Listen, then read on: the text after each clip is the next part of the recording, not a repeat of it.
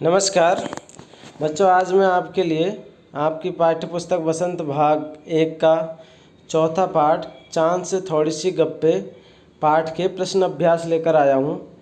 इस कविता के कवि है शमशेर बहादुर सिंह। तो देखिए बच्चों, हम शुरू करते हैं। पहला प्रश्न है कविता से। पहला प्रश्न कविता से है। प्रश्न है, आप पहने हुए कुल आकाश।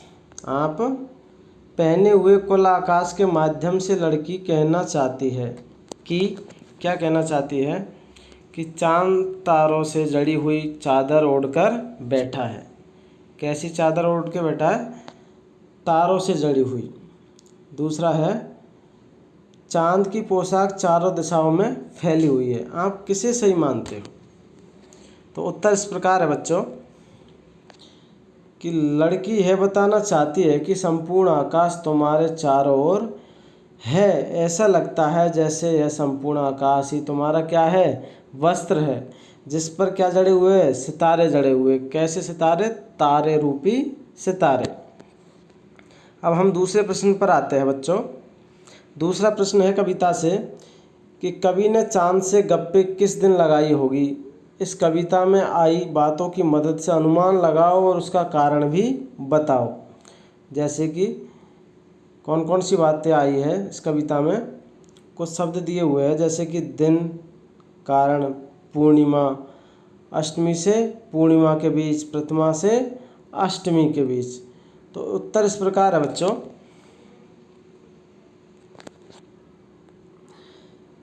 कारण क्या है?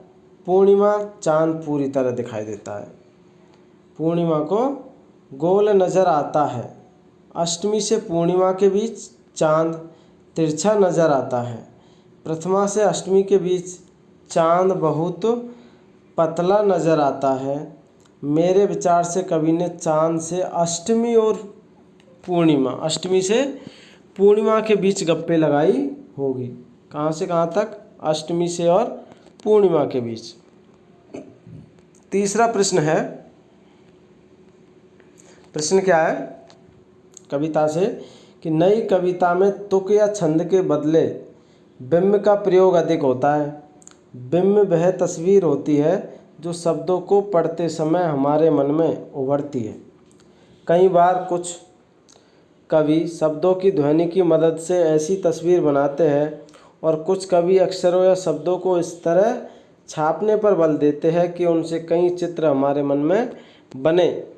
और इस कविता के अंतिम हिस्से में चांद को एकदम गोल बताने के लिए कवि ने बिल्कुल शब्द के अक्षरों को अलग अलग करके लिखा है। तुम इस कविता के और किन शब्दों को चित्र की आकृति देना चाहोगे? ऐसे शब्दों को अपने ढंग से लिखकर दिखाओ। तो उत्तर है चांद, गोल मटोल, तिरछे इत्यादि। अब हम आते हैं आगे अनुमान और कल्पना। अनुमान और कल्पना पर पहला प्रश्न है, कुछ लोग बड़ी जल्दी चिढ़ जाते हैं। यदि चांद का स्वभाव भी आसानी से चिढ़ जाने वाला हो तो वह किन बातों से सबसे ज़्यादा चिढ़ेगा? चिढ़कर वह उन बातों का क्या जवाब देगा? अपनी कल्पना से चांद की ओर से दिए गए जवाब लिखो। तो उत्तर इस प्रकार है, यदि चांद का स्वभाव आसानी से चिढ़ जाने वाला हो तो वह तिरछे कहे जाने पर जरूर चिढ़ेगा। घटने बढ़ने की बीमारी की बात सुनकर भी उसे बहुत गुस्सा आएगा। वह चिढ़कर यही जवाब देगा कि वह तिरछा नहीं है, ना ही उसे घटने बढ़ने की बीमारी है। यह हमारी नज़र का फेर है कि वह हमें तिरछा नज़र आता है। शायद वह हमें यह भी कहेगा कि अपनी नज़र ठीक करवाने के लिए डॉक्टर के पास जाकर चश्मा लगवा लो। इसी प्रकार अगला प्रश्न है, यदि कोई सूरज से गप्पे लगाए तो वह क्या लिखेगा? अपनी कल्पना से गद्य या पद्य में लिखो। इसी तरह की कुछ और गप्पे निम्नलिखित में से किसी एक या दो से करके लिखो। जैसे कि पेड़, बिजली का खम्भा, सड़क, पेट्रोल पंप इत्यादि से क्या लगानी है? गप्पे लगानी। जैसे सूरज से लगाएंगे हम, तो सूरज से गप्पे। अरे सूरज भाई, इतने क्यों नाराज़ हो? पता नहीं तुम सभी को जलाए जाते हो, तपाते हो, दुनिया को जी भर झुलसा देते हो। पेड़ से गप्पे लगाएंगे अब। तो कभी लाल तो कभी सफ़ेद चांदनी से नज़र आते हो, तुम सदा ऊपर जाने देते हो बड़े बड़े बहाने, क्या तुम कैसे इतना पीड़ा सहते हो। पेड़ से कैसे है? पेड़ से गप्पे। पेड़ तुम हो कितने कल्याणकारी, छाया देते हो, भोजन देते हो, वर्षा का हो आधार। यानी वर्षा भी किससे होती है? पेड़ों से होती है। जब पेड़ अधिक लगाएंगे तो वर्षा भी अधिक होगी। अब सड़क से कैसे गप्पे लगाते हैं कि ये सड़क तुम कितनी शक्तिशाली हो, तुम में इतनी सहनशीलता कहाँ से आई, इस प्रकार। अब पेट्रोल पंप से कैसे गप्पे लड़ाई जाती है कि हे पेट्रोल पंप, तुम्हारे अंदर कितना तेल समाया है, यह कभी ख़त्म होने का नाम नहीं लेता, तेरे कारण सारी दुनिया सड़कों पर दौड़ रही है, तुम में यह शक्ति कहाँ से आई है। बिजली के खम्भे से कैसे गप्पे लड़ाई जाती है कि हे बिजली के खम्भे, सिर पर तारों का जाले, तुम क्यों लंबे खड़े हो, करंट मारते खूब हो, इस प्रकार। अब हम आते हैं बच्चों भाषा की बात पर। भाषा की बात का पहला प्रश्न है, चांद संज्ञा है। क्या है? चांद संज्ञा। और चांदनी रात में, चांदनी क्या है हो गया? विशेषण हो गया। चांदनी क्या है? विशेषण। तो नीचे दिए गए विशेषणों को ध्यान से देखो और बताओ कि कौन सा, क्या बताना है कि कौन सा प्रत्यय जुड़ने पर विशेषण बन रहे हैं। इन विशेषणों के लिए एक एक उपयुक्त संज्ञा भी लिखो। कौन कौन से हैं? जैसे गुलाबी पगड़ी, मखमली घास, कीमती गहने, ठंडी रात, जंगली फूल, कश्मीरी भाषा। तो हम उत्तर इस प्रकार लिखेंगे बच्चों, ये सभी विशेषण ई प्रत्यय जुड़ने से बने। कौन सी प्रत्यय? ई प्रत्यय। ई प्रत्यय जुड़ने से बने हैं। जैसे गुलाबी, मखमली, कीमती, ठंडी, जंगली, कश्मीरी, इन सभी में क्या है? ई प्रत्यय जुड़ा हुआ है। तो ये सभी प्रत्यय ई प्रत्यय जुड़ने से बने हैं। जैसे गुलाबी पगड़ी, मखमली घास, कीमती गहने, ठंडी खीर, जंगली जानवर, कश्मीरी कन्या। तो ये सभी क्या है? ई प्रत्यय से बने हैं सभी विशेषण। अब हम आते हैं दूसरा प्रश्न भाषा की बात का। और दूसरा प्रश्न है, गोल मटोल और गोरा चिट्ठा। कविता में आए शब्दों के इन जोड़ों में अंतर यह है कि चिट्ठा का अर्थ होता है सफ़ेद और गोरा से मिलता जुलता है, जबकि मटोल अपने आप में कोई शब्द नहीं है, यह शब्द मोटा से बना है। ऐसे चार शब्द युग्म सोच कर लिखो और उनका वाक्य में प्रयोग करो।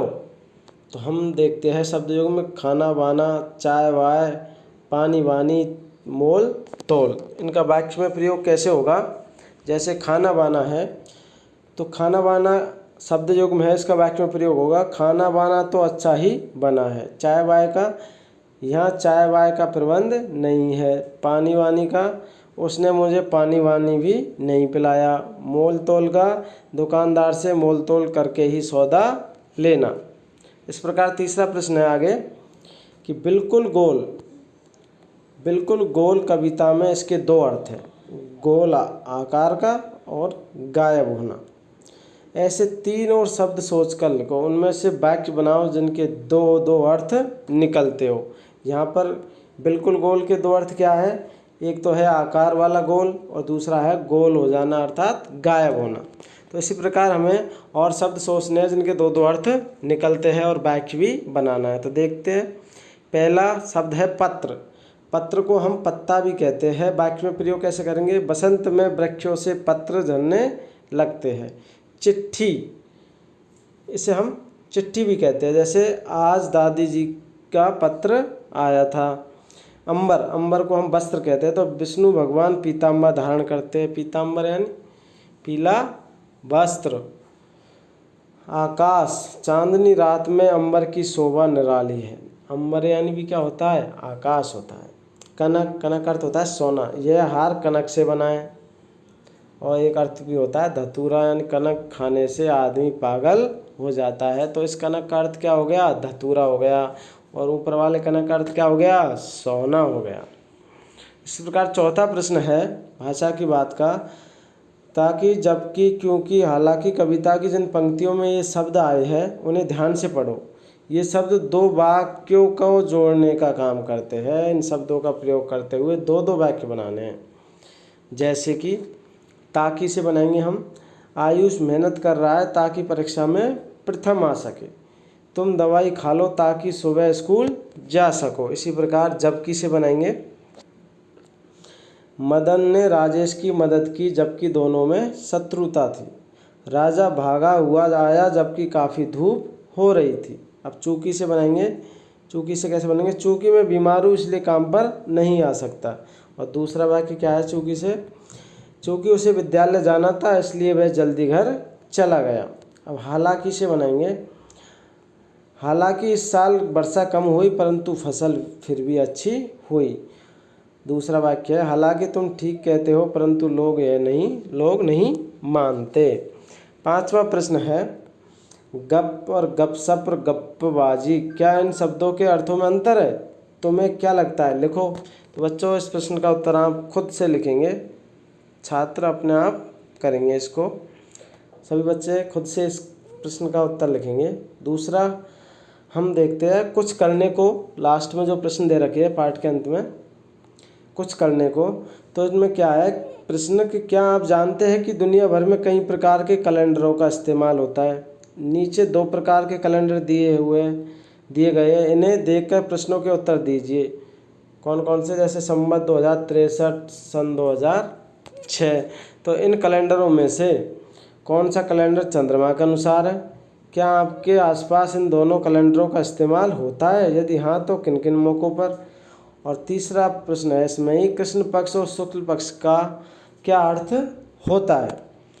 तो बच्चों उत्तर इस प्रकार है कि इन कैलेंडरों में संवत 2063 वाला कैलेंडर चंद्रमा के अनुसार है। हाँ, हमारे आसपास दोनों कैलेंडरों का इस्तेमाल अंग्रेजी महीने की तारीख देखने के लिए होता है। कृष्ण पक्ष और शुक्ल पक्ष का अर्थ है, तो यहाँ पर कृष्ण पक्ष का अर्थ है महीने का वह पक्ष, यानी 15 दिन का होता है। पक्ष कितने दिन का होता है? 15 दिन का, जो पूर्णिमा के अगले दिन से लेकर अमावस्या तक होता है।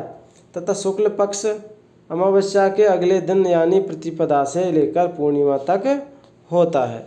दूसरा प्रश्न है बच्चों, चांद और सूरज से संबंधित कुछ कविताओं के बारे में जानकारी संग्रह करके कक्षा में शिक्षक को सुनाओ। तो यह कार्य भी आपको खुद से करना है। अब हम आते हैं छोटे बहुविकल्पीय प्रश्नों पर। प्रश्न क्या है? प्रश्न है, चांद से गप्पे कौन लड़ा रहा है? लड़का, तारे, लड़की, आसमान। तो कौन लड़ा रहा है? लड़की सही है इसमें। चांद ने क्या पहना हुआ है? चांद ने क्या पहना है? चांद ने पहना है सफ़ेद वस्त्र, नीले रंग का पूरा आकाश, सारा आकाश वस्त्र की भांति जो तारों से जड़ित है, या सफ़ेद रंग का वस्त्र तारों से जड़ित। तो उत्तर क्या है इसमें? तीसरा होगा, सारा आकाश वस्त्र की भांति जो तारों से जड़ित है। चांद को कौन सी बीमारी, कैसी बीमारी है? तो चांद को घटने की भी और बढ़ने की, अर्थात दोनों ही बीमारी है। चांद से थोड़ी सी गप्पे कविता के कवि कौन है? केदारनाथ अग्रवाल, शमशेर बहादुर सिंह, सुमित्रनंदन पंत, विनय महाजन। तो इस कविता के कवि है शमशेर बहादुर सिंह, दूसरा सही है। इसी प्रकार बच्चों अंतिम प्रश्न है, बालिका ने चांद को क्या बीमारी बताई है? तो घटने बढ़ने की बीमारी बालिका ने बताई है। तो बच्चों आज आपकी कविता चांद से थोड़ी सी गप्पे के प्रश्नों का अभ्यास किया। सभी प्रश्नों का हल आपको बताया गया। अब आप इस वीडियो को लाइक कीजिए, दोस्तों के साथ शेयर कीजिए और मेरे चैनल को सब्सक्राइब कीजिए। धन्यवाद।